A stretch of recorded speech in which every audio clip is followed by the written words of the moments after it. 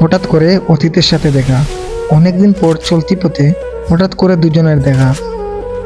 দুজনেই দুজনকে দেখে চলে গেলাম। জানি না তার মাঝে অনুভূতি ছাড়া ফেলেছে কিনা। সেদিনের রাতটা যেন আমার বিরোধিতা করেছিল। বারবার তার চোখ দুটো যেন আমার চোখের সামনে উপস্থিত হচ্ছিল। আমার মনটা যেন হঠাৎ করে প্রশ্ন করে বসলো, সে দেখতে কেমন হয়েছে, কেমন আছে সে, সে কি আমাকে নিয়ে ভাবে, সে কি আগের মতোই পাগলামি করে।